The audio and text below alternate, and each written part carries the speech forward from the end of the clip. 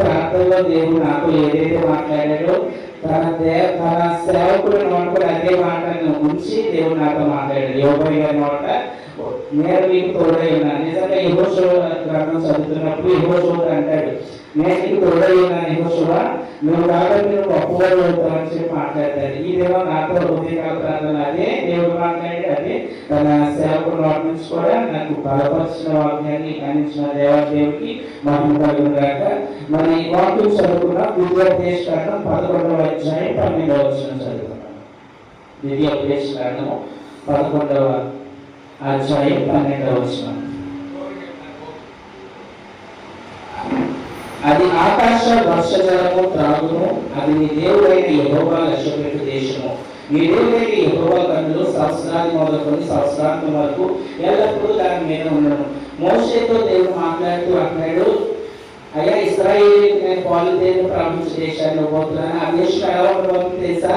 అది ఆకాశ వర్షజలాన్ని త్రాగుతుంది. అంటే మురికి నీళ్ళు అవి తాగదు. ఏమిటంటే స్వచ్ఛమైన ఆకాశం నుంచి వచ్చే వాటర్ అది తాగుతుంది. అది నేను లక్ష్యపెట్టే దేశము.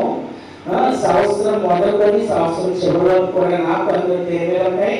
ఆ దేశం మీద, ఆ ప్రాంతాల మీద ఉంటాయని చెప్పి దేవుడు మాట్లాడుతున్నాడు. నిజంగా గతించిన సంవత్సరం జనవరి 1వ తారీఖు నుంచి డిసెంబర్ 31 వరకు కూడా దేవుడి కన్నులు మన మీద ఉన్నాయి కాబట్టి ఇంకా మనం సజీవులుగా ఉన్నాం. అనేక అపాయాల నుంచి, అనేక ప్రమాదాల నుంచి, ఎన్నో వేదల నుంచి, ఇబ్బందుల నుంచి దేవుడు మనల్ని తప్పించాడు. అవునండి, ఎన్నో కష్టాల నుంచి దేవుడు పిలిపించాడు. నిజంగా ఆయన కన్ను దృష్టి మన మీద ఉంది కాబట్టి ఇక్కడ మనం సజీవులు. మనం అనేక దేశాలైతే అనేక యుద్ధాలు చూసాం, అనేక ఇబ్బందులు చూసాం. కానీ మన దేశాన్ని ఆయన లక్ష్యం పెట్టి మన దేశం చుట్టూ ఆయన కాపుదల కంచి వేశాడు.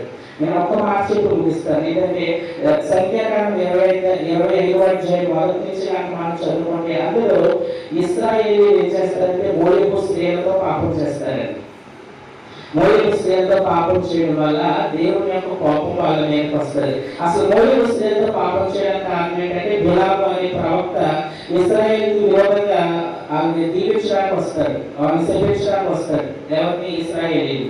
మోయబు రాజు పక్షంగా ఇశ్రాయేలీయులు. అయితే దేవుడు అతను అడ్డగిస్తాడు. అప్పుడు ఆ బిలాము వెళ్ళిపోతే ఏం చేస్తాడు? ఆ యొక్క మోయబు రాజు ఇచ్చే డబ్బుకి వాటికి ఆశపడిపోయి ఏం చేస్తారంటే ఒక చిన్న పని చేస్తారు. ఏదైతే ఒక అంటారు, ఇశ్రాయేలు జోడికాలను ఎవరి వల్ల అవ్వదు, నీ వల్ల నా వల్ల అసలు అవుతుంది.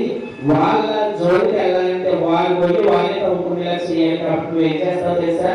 వాళ్ళ మధ్యలో అందమైన స్త్రీలను పంపించు, వాళ్ళ ద్వారా విగ్రహాలను ప్రేరేపించాలి. ఈ బిలాము ఒక మాట చెప్పి మోయబురాజు వెళ్ళిపోతుంది. వెళ్ళిపోయినప్పుడు ఏమవుతుంది? ఆ మోయబురాజు ఏం చేస్తారంటే అందమైన స్త్రీలను ఇశ్రాయేలు మధ్య పంపిస్తారు. వాళ్ళు అప్పుడు ఇశ్రాయేలీయులు దేవుడు మర్చిపోయి వాళ్ళ వెనకాల వెళ్ళిపోవడం జరిగింది. వాళ్ళ వెనకాల వెళ్ళినప్పుడు ఇశ్రాయేలీయులు ఆ స్త్రీలంటారు, అయ్యా మా విగ్రహాలను పూజిస్తే, మా దేవతలను దేవులను పూజిస్తే అప్పుడు మేము మీ దక్కుతామని చెప్పి ఒక పెట్టినప్పుడు వాళ్ళు ఏం చేస్తారంటే ఇశ్రాయేలీయులు వెంటనే దేవుడు వదిలేసి వాళ్ళతో వెళ్ళిపోయి విగ్రహాలను చేసి వ్యభిచారం చేస్తూ ఉన్నప్పుడు దేవుడు కోపం మండుతారండి. మండినప్పుడు అక్కడ యాజకుడైన ఫినెహాసుకి కోపం వచ్చి ఆ పాపం చేస్తున్న వాళ్ళందరినీ సంహరించేస్తాడు. అంటే ఏ సంహరించేశాడు? వ్యభిచారాన్ని నాశనం చేశాడు, దేవుడికి విరుద్ధమైన కార్యాలన్నీ నాశనం చేసేస్తాడు యాజకుడైన ఫినెహాసు. అప్పుడు దేవుడు మాట్లాడతాడు, అతనితో మంచి మాట. సరే, ఆ యొక్క మాట చూసి మనం ముగించుకున్నాం. సంఖ్యాకాండము 25వ అధ్యాయము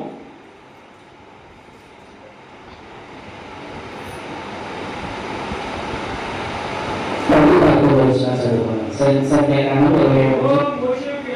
అప్పుడు యెహోవా మోషేకి ఇలా ఆజ్ఞాపించాడు, యాజకుడైన అహరోను మనవడును ఎలియాజరు కుమారుడైన ఫినెహాసు వారి మధ్యను నేను వదలలేని దానిని తాను వదలలేకపోవడం వలన ఇశ్రాయేలీయుల మీద నుండి నా కోపం మళ్లించిన కనుక నేను వదలలేని ఇశ్రాయేలీయులను నశింపజేయలేదు. కాబట్టి నీవు అతనితో కనుము, అతనితో నేను నా సమాధాన నిబంధనను చేస్తున్నాను. దేవుడు మాట్లాడుతున్నాడు. ఫినెహాసు కంటే దేవుడు ఆశ్రయించుకున్నాడే, ఫినెహాసు ఆశ్రయించుకున్నాడు కాబట్టి దేవుడు అంటున్నాడు, నాకు ఇష్టమైన బిడ్డను రమ్మన్నాడు. ఎప్పుడు తన యాజకుడుగా ఉంటాడు, తన సంతతి కూడా నేను జ్ఞాపకం చేసుకుంటాను, తనతో నా నిబంధన స్థిరపరుస్తానని ఫీనెహాసు దేవుడు మాటిస్తాడు. అంటే దేవుడు ఆశ్రయించుకున్న వాటిని మనం ఆశ్రయించుకున్నప్పుడు దేవుడు తన దృష్టిలో మన మీద ఉంటాడు. అర్థమైందండి? దేవుడు ఏం ఆశ్రయించుకున్నాడు? వ్యభిచారాన్ని సంబంధమే కానీ దేవుడు ఆశ్రయించుకున్నాడు. అదే విధంగా ఫీనెహాసు కూడా అంటే దేవుడు చెప్పలా, కానీ ఫీనెహాసు ఆ ప్రజలు చూసినప్పుడు ఫీనెహాసు కోపం వచ్చి వాళ్ళని హతమార్చేస్తాడు. దేవుడికి అప్పుడు సంతోషం అవుతుంది.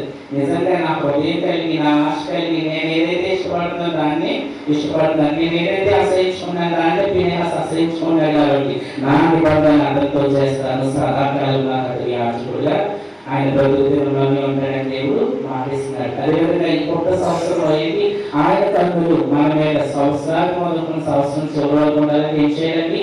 ఫీనెహాసు లాగా దేవుడికి అసహ్యమైన మనం ఆశ్రయించుకోవాలి, దేవుడు ప్రేమించాలని మనం ప్రేమించాలి. దేవుడి చిత్తానుసారంగా మనం ముందుకెళ్ళినప్పుడు దేవుడి కార్యాలు మన జీవితంలో జరుగుతాయి. మరి దేవుడి యొక్క కొద్ది మాటలను దేవుడి సంబంధించిన దైవ సేవకులకు నా